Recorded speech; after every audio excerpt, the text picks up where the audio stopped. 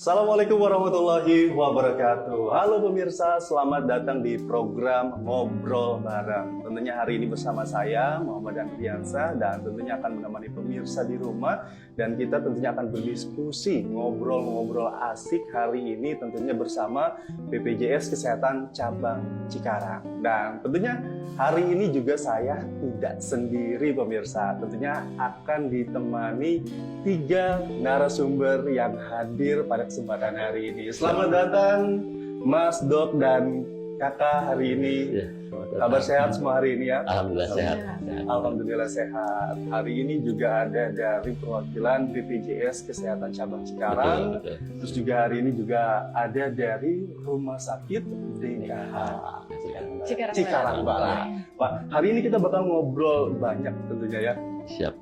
Kita enjoy, asik, sambil tentunya memberikan informasi kepada pemirsa di rumah tentunya yang menyaksikan hari ini. Nah, tentunya akan bahas tentang ya terutama BPJS Kesehatan tentunya ya. Betul. Nah, mungkin saya akan pertama ya, sebelum kita ngobrol jauh nih, pemirsa juga akan kenalan dulu. Mungkin bisa kenalan terlebih dahulu dari sisi sebelah kanan saya. Hari ini bersama siapa? Baik, selamat pagi. Perkenalkan, saya dengan Ade Rida Ridwan, Koordinator Edukasi Penanganan Pengaduan Peserta di Rumah Sakit, Kantor Cabang Cikarang. Seperti Sebelahnya itu. boleh Kak, dari Kak siapa? Ya, perkenalan, saya Aisyah Nurlaini dari PIPP Rumah Sakit DKH Cikarang Barat. Sebelahnya Dokter. Oke, baik, perkenalkan, nama saya Dr. Haryuda, selaku Kepala Bagian Pelayanan dan Penunjang Medik Rumah Sakit DKH Cikarang Barat. Oke, sebelumnya sebenarnya saya udah kenal ya dari tadi sebelum kita mulai taping. Tapi biar pemirsanya tahu semua nama lengkapnya dan juga jabatannya. Nah, mungkin saya akan ke Mas Ade yang pertama. Mas Ade mungkin bisa dijelaskan nggak sih Mas, apa sih perbedaan antara JKN, Betul. KIS dan juga BPJS Kesehatan itu seperti apa? Baik, di dalam Undang-Undang Nomor 40 tahun 2004 Sistem Jaminan Sosial Nasional, bahwasanya memang program JKN itu program pemerintah yang bertujuan untuk memberikan pelindungan kesehatan kepada seluruh masyarakat Indonesia. Jadi memang JKN itu dibentuk dalam rangka memberikan perlindungan kesehatan kepada seluruh masyarakat Indonesia. Sementara Kartu Indonesia Sehat ialah sebagai kartu identitas peserta JKN KIS, dan BPJS Kesehatan ialah salah satu badan hukum publik di mana diberikan mandat ataupun kepercayaan untuk mengelola program jaminan kesehatan nasional itu sendiri.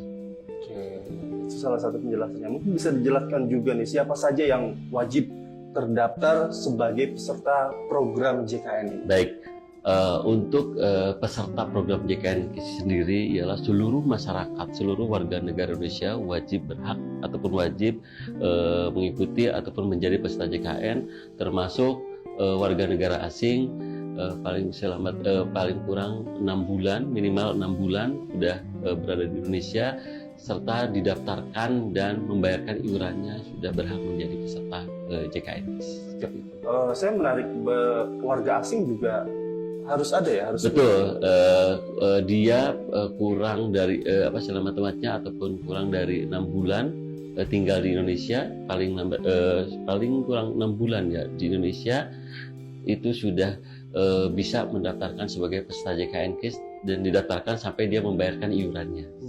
Betul. Kalau untuk persyaratan sendiri itu maksudnya dengan warga negara Indonesia yang asli gitu dengan Betul. asing itu persyaratannya jauh beda apa sih? Persyaratannya hampir sama, cuman memang kalau untuk warga negara asing itu sendiri memang persyaratannya dia yaitu paling lambat menetap sekurang-kurangnya 6 bulan di Indonesia. Betul, seperti itu, dan dia menunjukkan kartu identitas KITAS. Betul, seperti itu. Nah, karena kita hari ini ada di Cikarang, Betul. Bekasi, Siap. ya. Kenapa penduduk atau warga terutama yang tinggal di Kabupaten Bekasi ini harus terlindungi program JKN? Betul. Apa Mas Ade? Untuk masyarakat Kabupaten Bekasi sendiri memang perlindungan kesehatan itu wajib dan memang perlu diketahui ataupun oleh seluruh masyarakat Kabupaten Bekasi bahwasanya perlindungan kesehatan itu prioritas nomor pertama.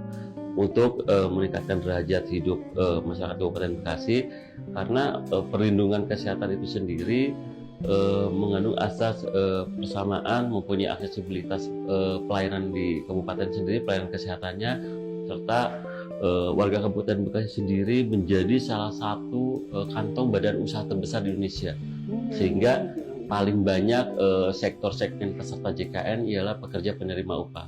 Di dalam proses penjaminan ataupun pengkaperan pekerja penerima upah, sehingga proses tingkat produktivitasnya akan jauh lebih meningkat dengan adanya perlindungan kesehatan dari JKN itu sendiri. Menarik. Nah, ini ada berapa banyak atau jumlah FKTP dan FKRTL di Kabupaten Bekasi yang bekerja sama tentunya dengan BPJS cabang Cikarang?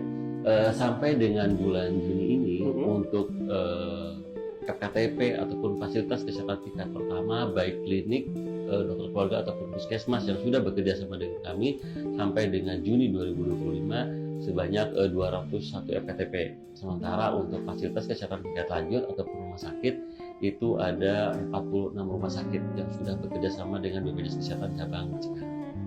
Oke, banyak juga ya. Masa perlindungan secara menyeluruh. Perlindungan secara betul. menyeluruh. Nah, tentunya selain itu juga dalam mengakses pelayanan nih, Mas Ade. Jika misalkan terjadi ada kendala dari peserta, nah kendalanya itu apa yang dapat dilakukan tentunya? Baik, mungkin untuk peserta-peserta JKN yang sedang mengakses layanan khususnya di FKTP ataupun di rumah sakit, mungkin Bapak Ibu seluruh peserta bisa menghubungi petugas PIPPRS. PIPPRS itu petugas memberi informasi penanganan di rumah sakit, di mana memang itu ditunjuk oleh rumah sakit berdasarkan SK Direktur untuk memberikan seluruh informasi ataupun dapat memberikan aspirasi, menyampaikan seluruh aspirasi, masukan ataupun pengaduan dari peserta yang sedang mengakses layanan di rumah sakit. Jadi Bapak Ibu yang sedang mengakses layanan di rumah sakit tidak usah sungkan untuk dapat mengunjungi pelayanan informasi BPJS Kesehatan yang sudah tersedia di seluruh rumah sakit yang sudah bekerja sama dengan BPJS Kesehatan. Ketika ada kendala di pelayanan di rumah sakit, nanti PIPPRS akan melakukan koordinasi dengan petugas FP3RS ataupun edukasi pengaduan peserta dari sisi petugas duta BPJS Kesehatan sendiri. Jadi memang ada kolaborasi antara petugas PIPPRS yang di rumah sakit dengan petugas BPJS Kesehatan yang memang dia bertanggung jawab terhadap edukasi dan pengaduan yang ada di fasilitas kesehatan tingkat lanjut atau rumah sakit. Menarik juga FP3RS ya Mas ya. Betul. Mungkin bisa dijelaskan juga nih kepada pemirsa biar TV di rumah tentunya mengenai apa sih itu edukasi penanganan pengaduan peserta rumah sakit atau bisa disingkat dengan EP3 ya atau FP3RS. Ya, FP3RS dan apa saja sih kegiatan serta fungsinya itu? Baik, menarik sekali. Mungkin perlu saya sampaikan juga untuk seluruh peserta JKN bahwasanya memang BPJS Kesehatan menunjuk duta BPJS Kesehatan. Salah satunya memang tugas utamanya ialah memberikan edukasi penanganan pengaduan peserta di rumah sakit atau brandnya sekarang itu BPJS 1 yang lebih mudah diingat oleh peserta. BPJS 1 itu BPJS Siap Membantu, di mana memang salah satu yang paling bisa kelihatan secara kasat mata dia menggunakan rompi BPJS 1 dengan berwarna hijau toska, hijau saga seperti itu. Fungsinya apa aja sih untuk petugas FP3RS itu sendiri atau petugas BPJS 1 yang ada di rumah sakit? Yang pertama melakukan koordinasi dengan petugas PIPPRS, memberikan informasi, menyampaikan informasi kepada peserta yang ada di rumah sakit. Yang kedua, melakukan customer visit terhadap pasien-pasien yang sedang mengakses layanan di rumah sakit atau perawatan di rumah sakit. Yang ketiga, selain melakukan customer visit, memastikan ketersediaan jumlah tempat tidur. Selanjutnya ialah melakukan proses koordinasi dengan rumah sakit dalam hal penanganan pengaduan di rumah sakit. Itu beberapa tugas dan fungsi dari petugas FP3RS di rumah sakit. Seperti itu, Mas. Tadi sempat disinggung yang pertama adalah mengenai BPJS 1 ya? Betul. Apa tadi ada kepanjangannya juga? Ada. BPJS 1 itu salah satu brand dari BPJS Kesehatan. BPJS siap membantu. Siap membantu. BPJS 1 atau BPJS siap membantu sama halnya yang tadinya petugas EP3RS. Tapi brand kami ialah menjadi BPJS 1 yang biar lebih mudah dikenal oleh peserta JKNS. Ini apa sih Mas Ade, bentuknya ini apa orang personal yang hadir diterjunkan di Betul. lokasi atau apa aplikasi atau seperti apa? Oh, bukan. BPJS 1 itu duta BPJS Kesehatan oke. yang tadi sama halnya kalau tadi saya sampaikan petugas EP3RS sekarang di brand menjadi BPJS 1. Itu nanti petugasnya dia menggunakan rompi BPJS 1 di belakangnya ada siap membantu.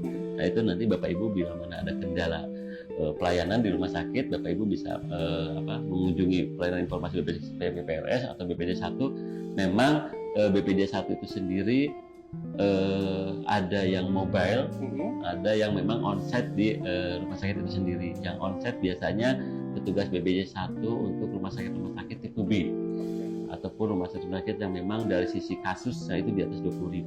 Tapi kalau untuk rumah sakit kecil yang tersebar biasanya petugas BPJS 1-nya itu mobile ya, karena bisa jadi bisa ke rumah sakit A, B, C seperti itu. Oke. Kalau jadi petugas BPJS 1 itu ditunjuk atau emang ada seleksinya, Mas? Oh, enggak. Jadi kalau BPJS 1 memang itu salah satu sub di bagian layanan fasilitas kesehatan di kantor cabang, dan itu memang sudah dapat SK-nya. Ada SK-nya. Sudah dapat SK-nya ditunjuk sebagai duta BPJS Kesehatan yang memang diplot untuk memberikan pelayanan dalam rangka peningkatan mutu layanan di fasilitas kesehatan, khususnya bisa di tingkat pertama ataupun di rumah sakit. Tapi hampir semuanya BPJS 1 itu memang areanya di fasilitas kesehatan tingkat lanjut atau rumah sakit seperti itu. Jadi ada SK yang diterbitkan ya. Betul. Petugasnya tuh udah jelas biasanya yang pakai Petugasnya memakai rompi warna hijau toskat warna gitu. hijau saga. Saga. Jadi BPJS 1 besar di belakang. Oke, jadi misalkan masyarakat yang ingin mengetahui seputar itu bisa langsung ditanyakan. Bisa langsung kepadanya. ditanyakan ke petugas BPJS 1 yang ada di rumah sakit, ataupun di rumah sakit ada loket pelayanan informasi BPJS Kesehatan. Itu pelayanan informasi itu isinya bisa dari teman-teman petugas PPPRS yang memang sudah di-SK-kan oleh direktur rumah sakit. Nah, jadi masyarakat juga tentunya dimudahkan ya. Betul. Terkait dengan misalkan Aksesibilitas informasi. masyarakat Betul. juga ingin tahu tentang terkait hal BPJS, nanti bisa ditanyakan langsung. Dan itu ada di setiap rumah sakit. Hampir ada di setiap rumah sakit, tapi yang onset biasanya rumah sakit besar tipe B ataupun tipe A. Tapi rumah sakit kecil biasanya dia mobile. Tapi posternya, nah ini ada yang lebih tambahan lagi, lebih menarik. BPJS 1 juga ada poster PPRS dan EP3RS. Jadi disandingkan antara petugas pemberi informasi dan EP3RS. Itu posternya di hampir semua rumah sakit, di seluruh rumah sakit yang sudah bekerja sama itu ada poster petugas PPRS dan EP3RS. Ada di 5 titik area layanan, baik di pendaftaran, rawat jalan, rawat inap, terus di penunjang medis, itu semuanya sudah terpasang 5 poster. Jadi peserta akan jauh lebih mudah untuk memberikan, ini saya harus menyampaikan pengaduan, meminta informasi harus kemana, itu sudah terbuka untuk informasi seperti itu. Sudah menyediakan. Luar biasa. Jadi masyarakat juga dimudahkan ya tentunya dengan inovasi-inovasi yang sudah terbaru. Betul. Hari ini dari BPJS juga tentunya jangan bingung lagi, jangan risau lagi. Pokoknya udah lebih mudah. kalau mau nanya mah nggak bakal nyesat di jalan ya. Apalagi sudah disediakan dengan yang mudah-mudah sekarang. Pokoknya pengen tahu informasinya tinggal langsung tanyakan saja. Nah tentunya kita akan lanjutkan kembali obrolan kita pada hari ini. Tadi jika sudah berbicara banyak, ngobrol bareng sama Mas Ade, di perwakilan dari BPJS Kesehatan Cabang Cikarang.